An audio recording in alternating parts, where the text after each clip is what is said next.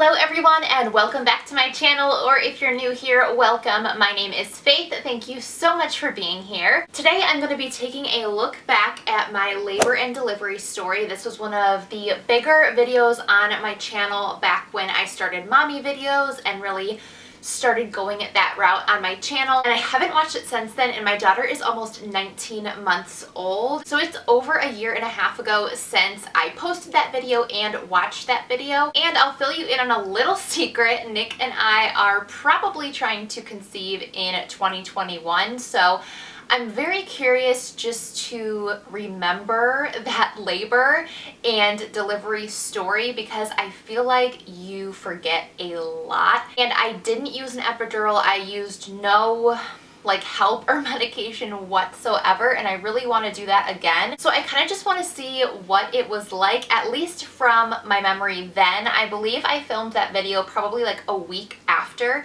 I had Summer, and I will say you're kind of in this like zombie mode after you have your baby. And I also feel like when you retell your labor and delivery story, even if it is fresh in your memory, it's hard to really put yourself back in that scenario. I hope I didn't downplay it. From what I remember, it was a pretty positive labor and delivery story. I don't really know. Like I said, I haven't watched it.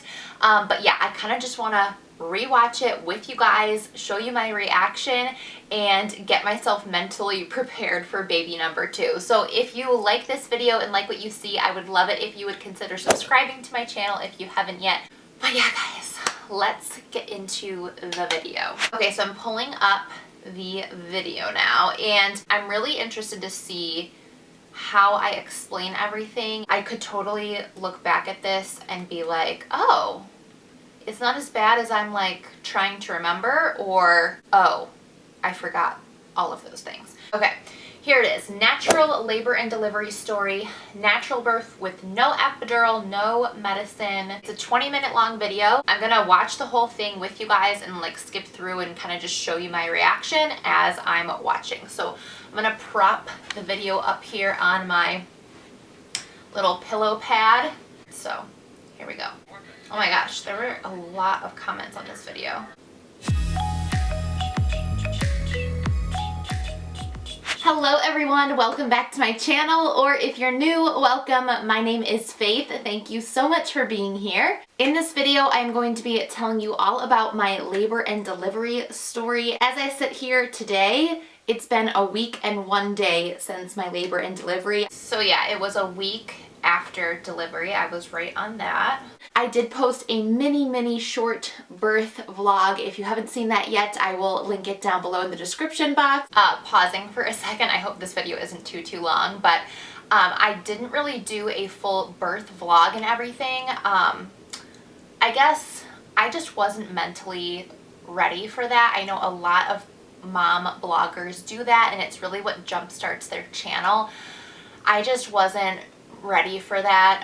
I don't know. I wanted the privacy of it all. It was my first baby ever. I had no idea what to expect, so I didn't do a real birth vlog, but my mom was in the delivery room with us and she was able to take some video and pictures, so I was able to compile a little bit of something. It's like a minute video.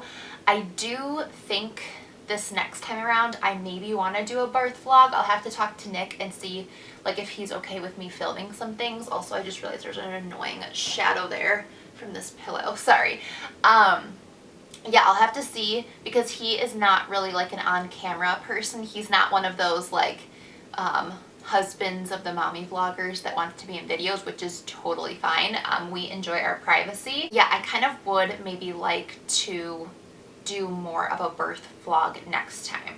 But I really wanted to just sit down and tell you everything that happened, how everything went, and then of course at the end I'm gonna bring in Miss Summer so that you guys can meet her. She's taking a nap right now, so hopefully I can get... This was back when she was taking naps. That first week is not that bad in comparison to once they start to wake up a little bit more. I have all my notes here too on my phone because I want to make sure I cover everything. Summer was born on June 13th, which was a Thursday. On the Monday of that week, so 3 days prior, I noticed that I lost my mucus plug.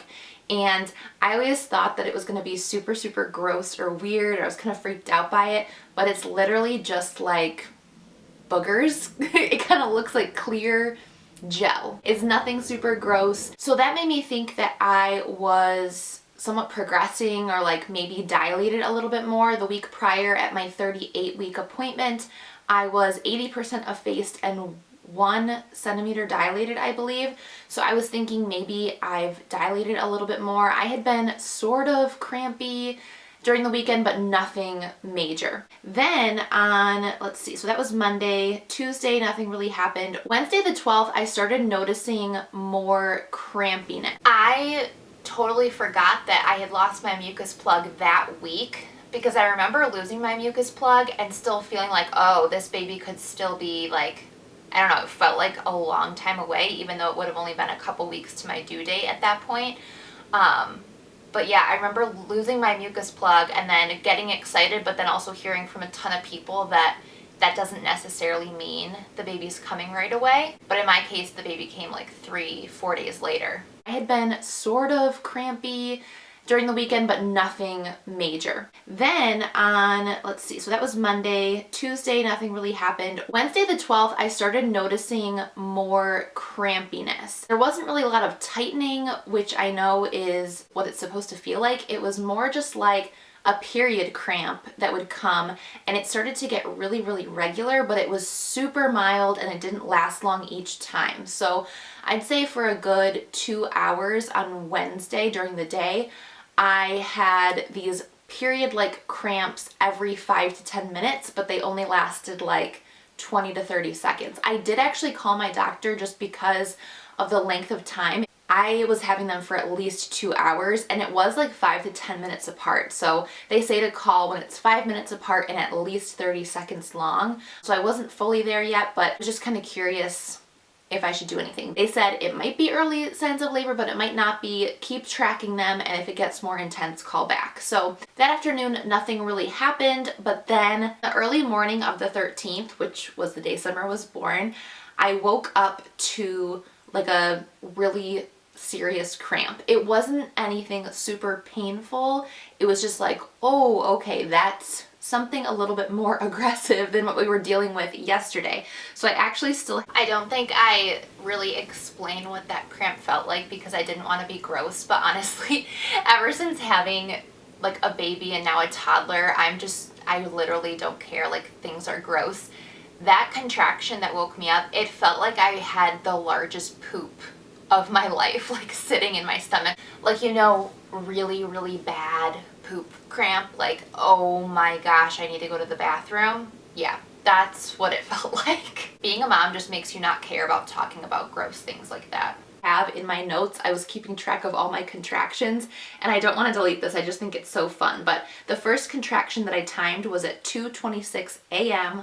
on Thursday the 13th, and from that point on, from when I woke up, they were like 3 minutes apart, 4 minutes apart. They still were only lasting about 30 seconds though, but they were really close together. So I timed them from 2:26 until about 3:30, so a full hour. And again, they were like 3-4 minutes apart. They were pretty like noticeable. So I did call the on-call doctor. Even though I really felt like I was truly going to be in labor, I still felt really bad calling the on-call person so early in the morning, but you just have to do it. Nick was like, just call, like that's their job, they're used to it. So I called her. I explained that my contractions were like anywhere between 3 and 5 minutes apart, and they were lasting about 30 seconds. And what she initially said was, well, if they're only lasting 30 seconds, that normally doesn't change the cervix if they're just lasting that 30 seconds. But I kind of felt like they were real. She then asked at my last appointment if I had anything going on down there, and I told her that I was 80% effaced last appointment and 1 centimeter dilated, and that made her say, yes, I think you should go to the hospital. She asked me if I was like huffing and puffing through the contractions, like if it was taking my breath away, and at that point, I don't think it really was. I don't know. They really weren't that painful. It was just like, oh, you know, like there's one. Once we got in the car though, into the hospital, they started to take my breath away a little bit. And they were really, really bearable. If you're like pregnant and watching this, don't be freaked out. At least for me, my contractions were not. I remember getting a lot of comments of people like, well, I don't know what kind of contractions you had. Mine were super, super bad. So I'm just assuming that my contractions just weren't as painful as some people's can be. Or for whatever reason, my pain tolerance just was really high, or is high. But yeah, I know I got a lot of comments like, my contractions were so bad, so I don't know. So she asked me that. I kind of was like, sort of, I don't know. But she said, just go to the hospital. And so we did. So at like 4 o'clock-ish, maybe a little after 4, we got in the car, drove to the hospital. The hospital's like 30 minutes away from our house. So we drove up to the hospital, and I called my mom and she met us there because I wanted her in the delivery room as well. I was gonna feel so bad if it wasn't the real thing. I was like really just nervous that I was having all these cramps and contractions and it was gonna be nothing. But when I went in, they put me right into the first room. It's just like a check-in room where they just check you to see if you should even stay. And a woman came in, she took my blood pressure, I think that was it. And then another woman came in who actually checked me. And this I was really surprised by. Her checking me really hurt. I don't think I talk much more about her checking me there, but I think I downplayed that. That hurt a lot. I have no idea. People commented and said maybe she was, I think it's like wiping your membranes. I'm not really sure, but honestly, her checking to see how dilated I was one of the most painful parts of my entire labor and delivery story. I don't know why. It was so painful that once I got up in my room and like settled and started laboring, when my actual doctor came in and wanted to check me, I started crying because I was so afraid of her hurting me like that again and checking me. And she's like, I promise this is not gonna hurt. I promise, like, I'm gonna be really gentle. And it didn't hurt at all. So I don't know what happened there, like why it hurt so bad, but it was really painful. It had just been me. I think she said the reason it hurt was because my cervix was still slightly covering, I don't know the terms, but she had to really get up under there, and that definitely hurt a lot. But it was so worth it because she was able to tell me that I was already 5 to 6 centimeters dilated. So that was really good. I was like halfway there already. So they brought me right up to a delivery room. Once I got up to the delivery room, a couple nurses came in and they asked me what my birth plan was. And I really didn't have a specific birth plan. I just knew that I wanted to try and do this naturally. And since I knew that I was already 5 to 6 centimeters dilated, I was like, I think I can do this, because up until this point, it was completely bearable. So I said, no, thank you. I don't want an epidural. The only thing they did do was they put an IV in me because I was pretty dehydrated. So I did get a liter of fluid throughout the whole time. But that's it. No drugs, nothing. It was funny too, because when the nurses asked me if I had a birth plan and I said no, not really, they were like, that's great, because nothing ever goes as you plan. So that's perfect. Don't worry that you don't have a birth plan. Because I think I was kind of like, no, I don't have a birth plan. And they were like, that's good. So a part of my personality is I just don't like to plan for something when I know that it's not going to go as planned. Like, I just have heard from so many people that your delivery is almost never going to go as you think it might. I guess technically in my case, it went pretty much to what I hoped it would. Like, I didn't have to get an epidural, and it wasn't too bad, but I don't like to plan for something and get my hopes up, kind of like set my expectations too high knowing that it might not happen. So that's why I didn't really do a birth plan. And I don't know if I talk about the IV story in here, but the girl who tried to put the IV in my hand literally butchered my hand. I think I might talk about this. Let's see. Well, in my case, actually, I would say if I had written a birth plan of like what would have been the perfect or like best case scenario, what happened to me really was what I would have wanted. So I was really, really lucky, really blessed in that aspect, but I didn't come in with like a sheet of everything I wanted. All I wanted was to try and do it naturally and have Nick cut the umbilical cord and call out if it was a boy or a girl. So we got in the delivery room probably around 5 o'clock, 5:30-ish, and I laid in the bed for a while, just like the normal like laying position to deal with the contractions, and it was starting to get pretty uncomfortable. There was like a lot of okay, so I don't think I go into detail of the IV story, so I don't know what the issue was. I think I was extremely dehydrated, which is terrible. I'm gonna try and do that differently next time, and like drink more water, but she could not, for whatever reason, they wanted it in my hand. I think that that's because that's what they would use if you had to have an emergency C-section, so it's just easier to have the IV in your hand. I'm not sure, but she just could not get it into my vein. She poked me at least 4 times, and those IV needles are huge. Oh my gosh, it was like worse than the contractions at that point. My mom was so pissed. So she eventually got like a more senior nurse, and she was able to get the IV in right away. So that was kind of annoying because I was like, could you have just gotten the regular like senior nurse to do this? I don't know. It was terrible. I had a bruise on my hand still at this point in the video. I think when I get up and hold Summer at the end, you should be able to see like the yellow all over my hand. And so laying there on your butt was just really uncomfortable. So I was really thankful one of the midwives suggested I sit on an exercise ball, which at first I was like, no, I don't feel like moving. Like I kind of just wanted to stay there. But she's like, trust me, this is going to feel better, and it's probably going to get the baby to drop down even lower. At this point, the baby was super low. Summer was super low, but the exercise ball was meant to help her get even lower. Once I got on the exercise ball and they actually brought the bed, I think there might have been a clip of this in the birth vlog, but I'm not sure if you could tell.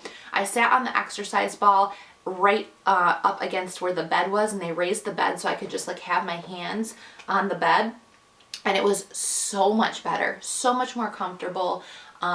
So I did that. I sat in that position and kind of like rolled on the ball, went through a contraction for probably a couple hours. So it didn't feel like hours. It felt like we got to the hospital, I went up to my room, and then like 5 minutes later I started pushing. At 8:30 a.m. my doctor, my OB, came in, and I kind of wasn't expecting her to be there already. I think I was just in denial of how fast things were moving for me, which was great that they were moving so fast, but I just was not expecting to have her that morning. I just thought, I'm a first-time mom, things take longer, and I was expecting to have her like sometime in the afternoon and have to be going through these contractions all morning into the afternoon. But the doctor was there, and she came in and checked me, and at this time when she checked me, and I told her, I was like, the first time they checked me it really, really hurt, and she's like, okay, I'm gonna be really gentle. And I don't know if it's because my cervix had moved out of the way, but when she checked me it did not hurt at all. She checked me, she said I was 9 centimeters dilated, and at this point my water still had not broken. So she asked me, would you like me to break your water? I wasn't really expecting to be asked if I wanted to have my water break, so I was kind of like, I don't know, should I? And she said, if you want to get things moving along, if I break your water, you're probably going to be able to start pushing really soon. And I'm like, well, fine, let's just do this. Because at this point, the contractions were pretty intense. Like I really had to breathe. I was always grabbing onto something, a lot of times Nick's hand or like the bed pillow. So they were more intense, but again, if you are pregnant and like watching this, don't be scared. They really weren't that bad. They were completely bearable. So she went and broke my water, which I was kind of scared about because I didn't know. I don't know, some people had told me that it hurts. It really doesn't. I plan on making a video all about labor myths and things like that, or at least things that I don't think I made that video. Sorry.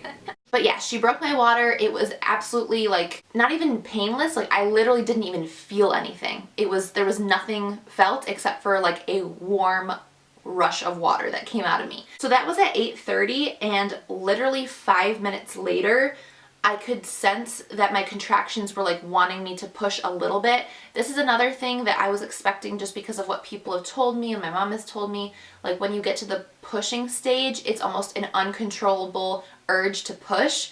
For some reason, that was not really the case for me. I kind of wanted to just tense up, but I could sort of feel that my body wanted to push. So I'm like, you know what, let's just push. They asked me if I... It's almost just like she felt lower, I think because she broke my water.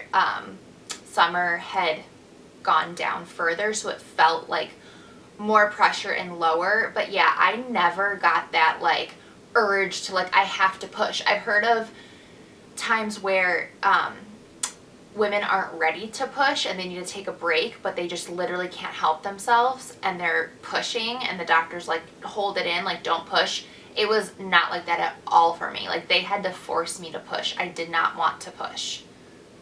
I wanted to start pushing through the contractions, so I did. So that was again at like 8:35 a.m. I pushed for exactly an hour. Definitely the pushing was the hardest part by far. I did end up tearing a little bit. I guess they really don't do episiotomies anymore. I don't think I tore that bad. I just had a few stitches. And as of right now, a week later, so I didn't know at this point because I was still in the recovery phase, but I was able to like walk around by this point. I didn't know how bad I had torn because I never really looked. I didn't know how many stitches I got, and I thought that I was feeling better. Sorry if this is TMI. Once I was cleared for exercise and sex and things like that, we tried to have sex and it was so painful. And I went back to my gynecologist, had them look. I ended up going to physical therapy and they think that it's just like a pelvic floor thing, but I think I tore way worse than I realized. I think that's part of it. And that's just something I couldn't have known until I either tried to have sex, exercise, things like that. Like at this point, I thought I was feeling good. Like it didn't actually hurt in terms of like the stitches or anything, but there was a lot more trauma down there than I even realized. So I didn't even know how bad it was until then. I feel really good down there. The first few days were pretty hard. Like it was really uncomfortable to sit. It was really hard to stand up. Everything just felt really like swollen. But ice packs are your best friend. I'm also planning to make a video on postpartum care and things like that.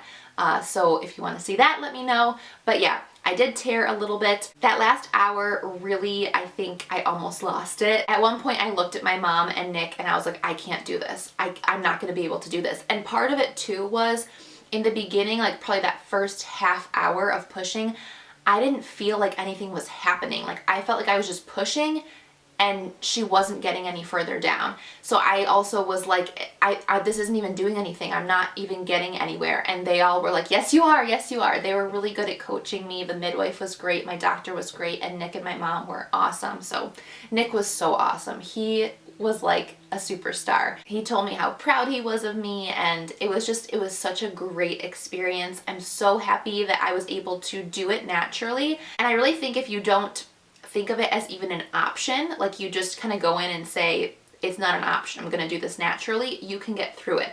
I could totally understand though if you went to the hospital and found out you were maybe only like 3 centimeters dilated and your contractions weren't really getting you anywhere and it was hours and hours of that. I could totally see how you'd get tired and really want one.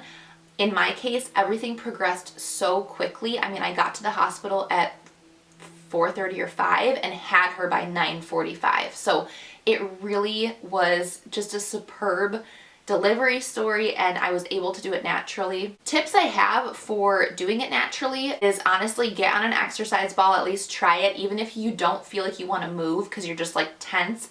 Try what the mid. I also honestly feel like I don't know, maybe my memory now made it worse, but I remember the first few days, like especially the first 2 days in the hospital, being very difficult in terms of my recovery down there. Like, I know I said it was really hard to stand up and walk around and things like that. I don't think I talked about this in the video, but I remember the first time they wanted me to stand up and try to go to the bathroom, I tried to stand up and literally could not. Like, just weakness, just full on, like, couldn't stand up. I turned pale, like I was gonna pass out. So I don't know, I must have forgot to just mention that. Honestly, this next time around, I think I'm more nervous for the recovery part than I am the delivery, because I remember the recovery just being really hard. Like, it was difficult to walk for days, and just extremely painful to sit. So I don't even know if that's normal.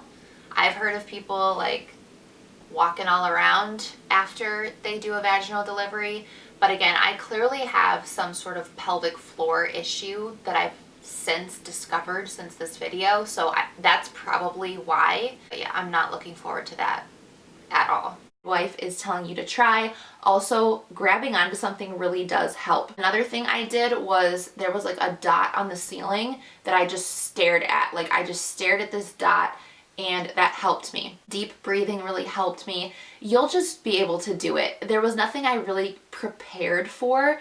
Once you're in it, your body just kind of takes over and you can do it. You absolutely can do it. So yeah, she was born at 9:47. Nick was the one to tell us all it's a girl, which really did, I think, shock us. I, throughout my whole pregnancy, said I really don't know what it is. I'm just not sure, but everyone around me was telling me it was a boy, so I think I kind of had in my mind that it was going to be a boy. So when it came out a girl, I was just, first of all, I was just happy that she was out. It felt like such relief. As soon as her head came out, it was instant relief. Instant relief down there, and she just slipped out and everything was better. That was another thing I wasn't sure about. Like, was it going to continue to be really painful after she was out? No. After she was out, it was like nothing, and pushing the placenta out was nothing. It really was like, it just came out. I think I maybe had to do like a tiny little push and it just came out. So more myths that I plan to talk about in that video. But yeah, Nick was the one to call that it was a girl. He cut the umbilical cord. It was wonderful. I can't even describe it. There's a lot of pieces I'm probably forgetting. Like, when I went back and watched some of the videos that my mom took and pictures, I was like, I don't even remember doing that. Like, at one point I had a sheet around me, I guess to cover up my back because my hospital gown was just the front. I'm like, I don't even remember standing there with that gown on me. I don't remember half of this stuff already. It's just a crazy experience. I was really, really blessed to have done it naturally the way I wanted to do it. It was just something I really wanted to try and see if I could do. My mom delivered me naturally, and I just wanted to see if I could do it, and I did. So I'm super happy with that. Yeah, it was definitely like a personal test to myself. Like, I just wanted to see if I could do it. So I'm super glad that I at least did it with her. I'm in no way against epidurals. Like, if the next time around I'm not progressing and I have to go in and like labor forever or get Pitocin, which can make your labor pains more intense because then your body's hormones aren't working to help you with them, I could totally see myself getting an epidural. I'd love to not, but I'm glad I at least was able to do it the first time. Like I said, I did need stitches from tearing. The doctor doing the stitches really did not hurt. She gave me a little shot of numbing something.